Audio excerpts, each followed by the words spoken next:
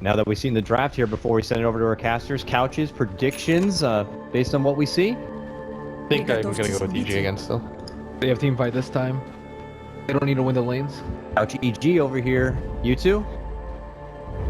With complexity, Winter, what do you think? The certainty in his voice. Timid.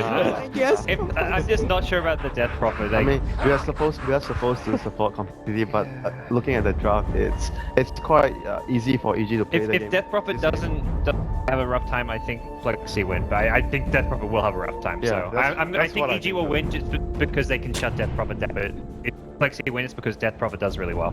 We'll see what it's going to be. We'll send it over to casters now. It's going to be Odie and Draskell. Gentlemen, first blood's coming, potentially. Well, there's no chance for that one. Hello, ladies and gentlemen. It's game 2 here. Complexity EG. I'm Odie Pixel. I'm here with Draskell and Andy. Seeing some similarities from game 1 going, transitioning here into game 2. We're switching it up a little bit. We're seeing some favourites. We're going to see the Fear Enigma coming out for the side of EG. Artur's sticking with his Clinks. Other things to mention, obviously, the fact that they were talking about in the draft. We're going to see the Chessie Death Prophet. Yeah, it's a hero that up until this point has not been picked at all, I think, right? Or maybe it's been picked like once or twice, but either way, it'll be interesting to see how they play it out here. Looks like it will be going mid, starts with the Null Talisman or maybe even the safe lane, I guess, because Handskin's kind of sticking around here too. But I kind of agree with the couch who sided with EG. I think their lineup is greedy in a good way. So you have the Tide Hunter, who's going to be able to get something out of his lane pretty much no matter what. It's very hard to kill the hero. And even if you don't have a great lane, you can still go back and kill jungle stacks and things like that. You have Enigma, who is going to be very hard to pressure. And I also feel like it's a greedier pick than an Enchantress. So Enchantress is a type of hero that wants to try to control the laning phase. You want to try to dictate the tempo of the early game. And if you don't do it successfully, then Enigma just becomes better because he gets more out of the jungle. His teamfight presence is obviously going to be greater. So I think I agree with the couch who is siding with EG that their lineup is just a bit easier to use. In terms of lanes as well, this mid lane, once again, Limp and Hanskin on the Tiny Eye that we saw do an incredible amount of work in game 1. Should Limp have just as easy of a time farming up against the Quap as he did, of course, against the Ember, or is it going to be a little bit more tricky? Queen's a little bit tougher because the Wisp can't reliably trade against Queen. Basically going to be relying on the mana that you gain through Bottle of Handskin to throw like tosses out, harass, things like that, go for CS, but it should be pretty much impossible for this lane to kill Sumail unless he makes a glaring mistake, which I don't really see happening as he's mechanically a very good player when it comes to the laning stage. So all in all, I would think that given the way the lanes are kind of shaping up, this is what EG were expecting. This is kind of what they're okay with, but at the same time, I think Complexity are also okay with this because their Death Prophet is not going to be highly prioritized in the early game. And if for whatever reason EG start trying to gank, you always have the Enchantress to fall back on to help you try to control that early game. Indeed, and as you said, the Death Prophet hit on that solo safe lane up against Universe's Tide. They talked about it on the panel. Death Prophet should have no trouble finding farm down here, and it's showing at the moment 6 for 1. But at the same time, University's getting something as well. I see Chessie just moving there with a Siphon, keeping the Tide Hunter at bay. But as you said, as long as this stays one-on-one, you expect the trades to continue to be even in terms of farming?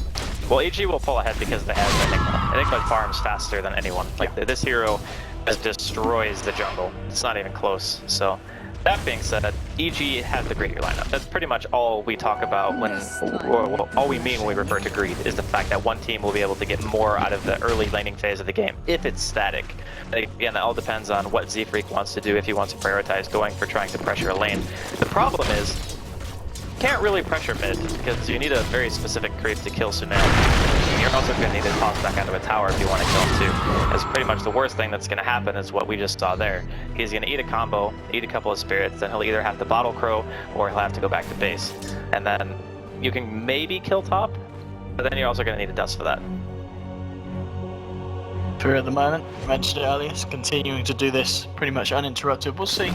I was just heading over, but not going to go any closer here to the Enigma. At the same time, over on the side of the Radiant, we're seeing some lovely stacks being done here by Z-Freak, just trying to give Limp on the Tiny that edge that he did get in the first game. We saw a lot of stacking done by Complexity, so Limp got that kind of just that initial burst of gold, so he got the good timing on the blink and was able to be as effective as we saw him be in the mid-game fights. I think it's going to be more of the same here too, because again, it's a hero that he's playing that's not necessarily going to have to be a hard position 1. Now granted in game 1 he had standout performance, so he was just owning everything with the help of Handskin. This game, I think it's going to be more of the same. Just get the stacks, get the point dagger going, try to initiate for your team. Sumail taking quite a bit of damage here. Going to be forced to bottle up. And this is also another game where there's a lot of good kill targets for this Tiny. Like you have the Venge, you have the Queen, who typically doesn't build into too much health items, at least in the very early stages of the game. You know, maybe Sumail picks up like a casual casual point booster for Aghanims later. That's probably going to be one thing to look for, but the rest of the heroes aren't really that hard to combo down. The moment everybody talks about Swindles on this Beastmaster. He's found himself level 4 at this point. RTZ, he's getting a good amount, but he's top of the board. A little bit better start for him than he had in game 1, but 23 for 6. He'll be happy with that. Do you imagine we'll see him go for the same kind of build? Does he need to prioritize the BKB as early as he did in game 1 this time around? I don't know if BKB is really even that good. Yeah. Like you have Roar, Spirit Siphon goes through BKB, Exorcism goes through BKB. Sumail looking for a kill here middle lane. Nice blink, okay. But yeah, I don't think BKB is very good at all actually. The only thing that you're stopping really is Spirits and the stun toss from Tiny.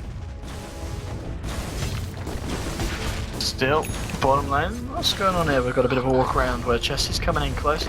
And in terms of the skill build here, maxing out the Siphon, it's going to be great in terms of zoning out the Tide. Yeah, it's a standard build. Even if you're 1v1 mid, this is what you do. Because you're more about the lane dominance now than you are even pushing out the wave just by spamming the Crypt Swarm.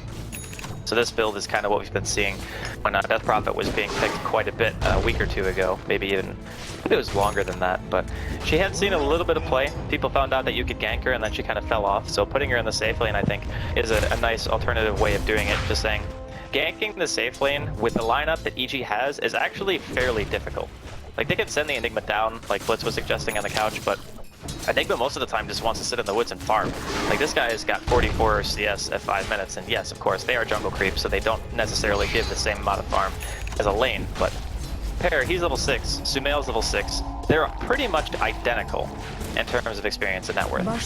Now this could be the rotation that Jessie might not expect. RTZ, now level 6, just TPs into the bottom lane. He's hoping to eat a creep here, but none of the camp at this point. Might try and just go at it anyway if Jessie comes a bit too far forward, but Jessie is actually going to start to back away here. And this could be potentially just time wasted for RTZ if he doesn't find a kill off the back of this. Really wants to try and make something happen with the fact that he's just hit that level 6 and he's just going to break the invis and just go for a couple of hits. It's not going to result in anything, and it's just going to be time out farming here for RTZ. That was a really nice attempt because he knew the next creep wave would give Universe 6, and having Ravage plus the Clinks there would almost assuredly kill the Death Prophet. Stanley will tether across. Nice avalanche from Limp, holding back Fear and Sumail. The Sunny Wind coming through will just clip Hansken on the edge, and that's going to be a first blood there for the quad. Bottom Only lane. just that. Yeah, very dead Death Prophet. And RTZ stuck around, and here's the combo you talked about. Just setting up with the Ravage. Chessy trying to keep himself alive there with the Siphon. It's not going to be powerful enough, and a second kill on the board for EG, and RT's little avenge to the bottom lane does end up paying off. That's the kind of gank that is a little bit hard to anticipate. Like the first time he backed up, maybe he just assumed, since there was a fight going on towards the top river, that there was a low probability that there would be a Clinks kind of just sitting there and going for a kill on him. But during this time, Swindle did manage to hit level 6, so they're not pressuring his lane so much anymore. And PPD is also closing in on the same. He's going to have swap and the next creep wave or 2. And I think they want to try to go for a dive here. PPD might need a teleport here. So, he's going to try and TP, but Swindles, he's got the raw. He says, PPD, I'm taking you downtown, and you'll get the kill. There'll be a TP coming through from RTZ. Fear's rotating around as well as Swindles. Looks like he will get punished here. Look at the Malefice down. RTZ with the right clicks is going to be more than enough to find that kill in return. So Swindles does pay for his sins, taking down PPD, but EG's there to back up their captain and get the revenge kill. Yeah, it was a little bit of over-aggression. I think it's not too bad, though. Maybe at the end of the day, it's slightly favoring EG just because it was an off-lane position. They get the tower denied. Of course, a couple of people were given credit for the experience and goal of the kill itself, so EG is seeming pretty solid in this early game. And I think that, for the most part, Complexity's lineup is going to get a lot stronger once the Tiny has the blink, of course, and then once the IO has relocate. Very similar to game 1 where they kind of need that timing, and to be honest, the laning phase is fairly reminiscent of game 1. It's like EG, they're winning the lanes, they're doing everything they need to do, and then as soon as relocate came online and the blink came out from Limp, Complexity just flipped the game on its head, so we'll see if the same happens. Arteezy continuing to sneak around here. He's going to look at Z-Freak. He's trying to go for this one. Untouchable seeming to be just enough to keep himself alive. They've got the heal and will pop the dust. He's going to catch Artur. The Spirit's flying through and Hanskin chucked in. They're trying to chase down the Clinks. PPD is around. He hasn't got level 6 yet, so he's not going to have a spot to save Artur if they do get the catch out. Tossing forward the edge. Chessie's there as well, but the dust, it runs out. Arteezy, lucky to get away there, was able to juke him out long enough, make him chase for the duration of the dust to wear off, and Arteezy's going to be a lucky survivor. I think they want to go back in. He can just eat a creep and they can go back down. His rampage up in about 5 seconds. And let's see if Chessie expects this. Does he just assume that Artur would have backed off after that? He is spooked. And the drone's been made. In fact, Chessie, he's starting to run back. Arteezy still wanting to get in position. He's got PPD there as well. Chessie could be in trouble if they catch him out with a stun. But at the same time, there is a smoke from Complexity, so they could try and turn this one around. They will lose Chessie here on the Death Prophet, but they might be able to find Arteezy and PPD in return. Here comes the rotation. Swindle's moving in, looking for Artur. Sintail down to the south, they'll pop out the dust, but it doesn't quite catch Arteezy. Arteezy will be fine. PPD made it out to the east. So they lose Chessie down the Death Prophet, and Complexity send the whole team in, but they can't quite catch anyone out in return. Yeah, it was an unfortunate smoke because not only did they waste it, but they lost a hero in the time that they smoked, so it was not as effective as they wanted it to be. But again, Olympus closing in on the Blink Dagger. Once he gets that, they're going to be able to team fight, no problem. The one thing, though, that's kind of concerning is the fact that we haven't really even seen Exorcism be used one time. I think it's very common for teams to pick Death Prophet nowadays, especially considering at level 1, Exorcism is quite a bit better than it used to be. Like, it used to be like 3 or 4 spirits at one point without having any points into Witchcraft, but now it's up to 8, obviously, to supplement the fact that Witchcraft doesn't exist as a skill anymore. And it's still more, even with accounting for the Witchcraft, than it ever was. And I think you can just use that to push.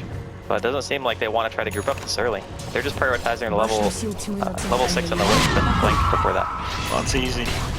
He's following around here, getting the intel. And one thing we've got to mention is the fact that Fear, he was getting a lot of space up top whilst that was all going down. It's 10 minutes in, he's got his mech done, nearly level 9 on the Enigma. Yeah, he is making farmed, actually. This is really a rough situation for Call. I was talking about how it felt similar to the first game, but one of the big differences is EG don't have drastically inferior teamfight this game. Teamfight is actually extremely good. Oh, swap onto Swindles, into the magic missile. Arteezy is there with the damage. They'll take down the Beastmaster Limb, get the Avalanche Touch off onto Arteezy, but the men comes through. There's a Ravage from Universe. Fear trying to move into position. They'll just focus down Limp there with the Eidolons. They'll get IO as well. There's Universe, brings down the Ancrons, the little ball. 3 dead on Complexity. And EG there just right on top of Complexity, just messing around in the mid lane. I don't know, man, they just don't really seem to be on the same page right now. Last game, they were a well-oiled machine, and Z-Freak also going to be getting dove here. Middle lane, see you later. That's a 4th one, and Chessie, the last one standing, trying to find a tier 2. Artur is going to hang around, chomps on Carty, and trying to get himself in position, but Chessie did get the Siphon off it. So Arteezy, oh, the Courier as well. Oh dear! Oh dear, oh dear! Artur pays with his life. He does get the Courier. That is Limp's Blink gone for 3 minutes. I mean, we can talk about whether that was worth it there from Arteezy too. Well, Blink for 3 minutes is a big deal. So they're just solid waving the hell out of Swindles. Universe gets on the Anchor Smash. That might be enough to keep him alive. In fact, it looks like it is. Limp can't quite get the punches through. Sumail clears up the eye on the backlines as well. So everything is happening everywhere. People are dying, but Blink on the sideline for 2.5 minutes for this time. Yeah, that's really bad news for Complexity. Their Wisp is still not 6. Getting into 13, 14 minute plus territory where you definitely want to try to be level 6 by that point. EG just seemed to have a much better laning phase than Complexity, and I believe that the panelists also said that between game 1 and game 2. You just have mechanically skilled players who normally more out of their lane than what Complexity do, and when Complexity don't have the superior teamfight composition, it doesn't really feel like they can really do anything against what EG has put together here. So Enigma Tide opening so far from EG seems to be working out very well for them. EG just going to go for Roche. It doesn't look like Complexity going to be able to do anything to contest this. They should be able to take this one down at a pretty reasonable rate. That is going to be the Aegis going the way of EG, almost certainly. I mean, actually for the next fight that they're going to have ready to go. As you said, EG is certainly turning up a lot more here in game 2 than they did in game 1. 10 for 2 at this point. about a 6k net worth lead. Nothing too insane, but 13 minutes in. Still one that Complexity are going to be worried about. A few little things as well that's putting them on the back burners, as you said. The slow level 6 is coming out, some of the key heroes. Limp without his blink, putting Colin in quite a rocky position at the moment. Well, there are a couple of nice things for Complexity. The fact that Jesse's going to be level 11 soon is nice. Level 2 Exorcism is quite literally twice as good as level 1. They could catch Swindle here. It looks like they will. They've got 4. I think they're 5 coming in. Swindles. Up you go, son. It's easy with the kill. More money into the bank of the Clinks. Swindles was desperate to try and finish off that tier 2, but on his own, they were right on top of that. But at the same time, mid lane, you've got Chessie trying to finish off the tier 1. Will do some mysticism, gets the silence onto Universe. Be a little bit careful, the rest of EG coming across the map. Maybe seeing if they can get anyone here off the back of Complexity's retreat. They'll keep it safe, they keep it cool, and Chessie gets away with that one. That was a nice trade. The problem that I think that they're running into is the way that you use Exorcism is very important when you're playing Death Prophet. And if you see the way that EG are playing, they're fighting around their ultimates and then they're pushing towers after the fact. Whereas Complexity, they're kind of getting picked. They pop the Death Prophet ult and they are going for towers, but they have it for the team fight. And I really think that if they don't have it for the team fight, then you actually can't even think about trying to 5 versus 5 against EG. It's just way too hard. There's Black Hole, there's Ravage, there's Queen Ulti. Just the sheer amount of damage output and control that they have in a 5 versus 5 is too much to handle. Talking about the Queen Ulti, Sumail, he is of course going for the Aghanims. He's just 1k gold away from it. And exactly that thing, the team fight timing, the fact that with a 40-second cooldown, you're pretty much able to fight 2-3 times within the duration of Chessie waiting for Exorcism to come back online each and every time, which is going to be huge in this kind of game. Yeah, cooldowns are everything when you're playing these types of lineups where if Exorcism is down, teamfight is lost. If it's up, you might be able to win. That's pretty much how Complexity have to look at this game.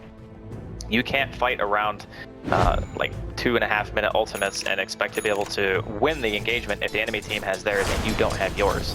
So with that being said, the game is a very different dynamic than game 1 because Complexity can't just always look for the fight.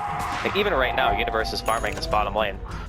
They can't go for him. Like they can't burst down that, and that's Universe's blink done. This is the big contrast that we're talking about. Is that Complexity just don't have the team fight control.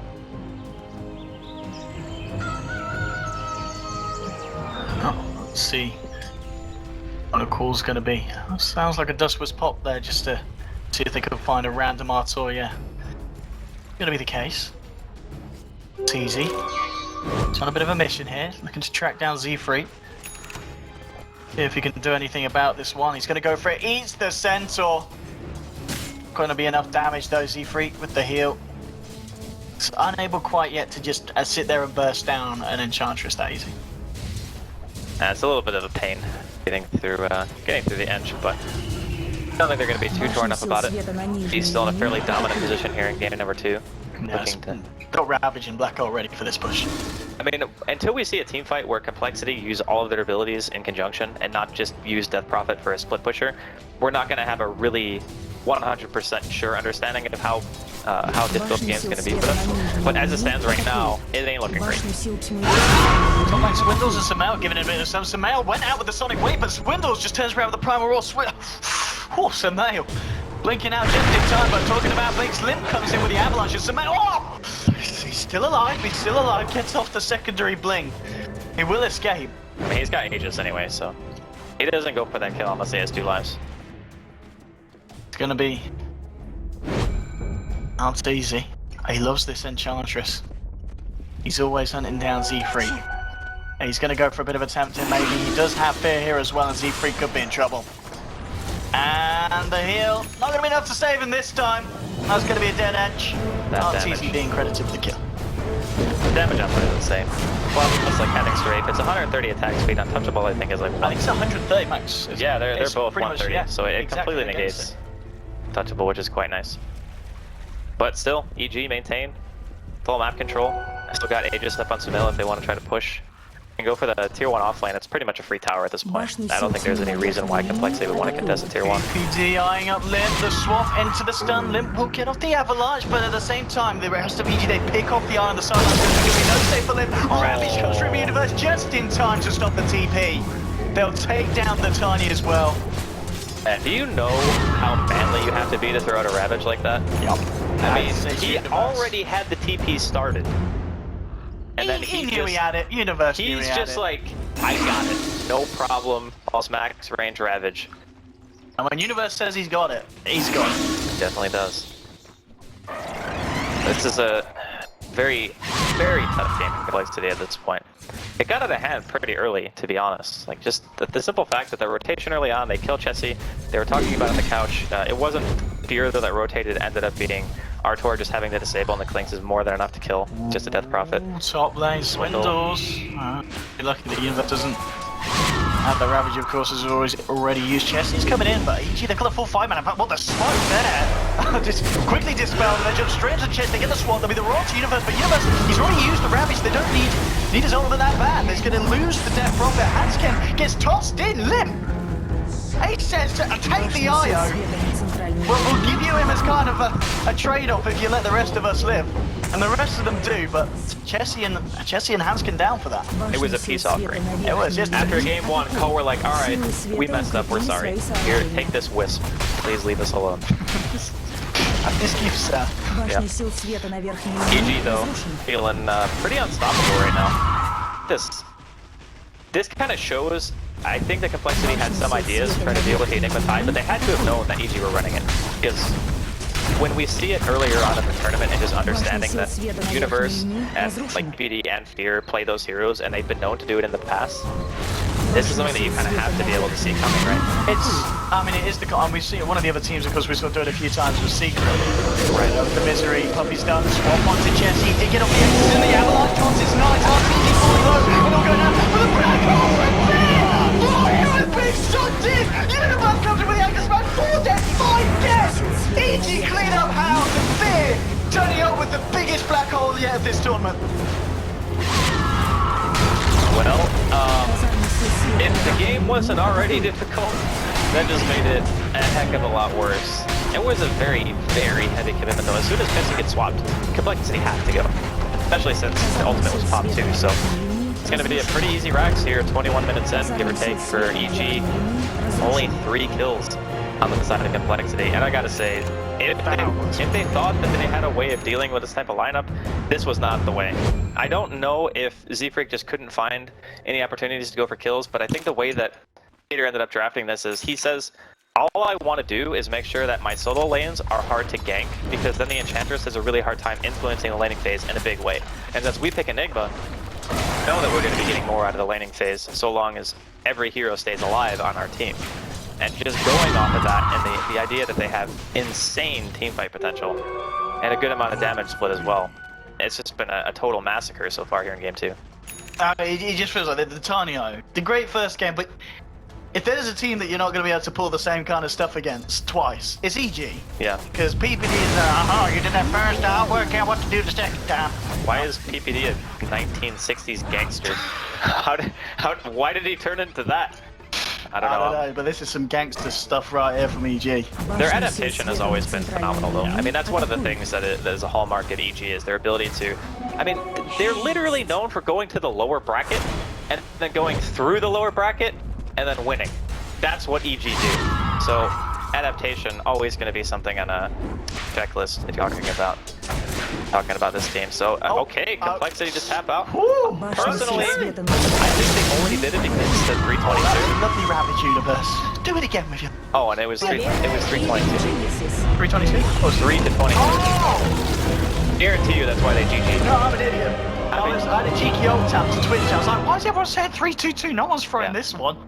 No, I mean, it's the scope. To be perfectly fair though, all joking aside, this game was not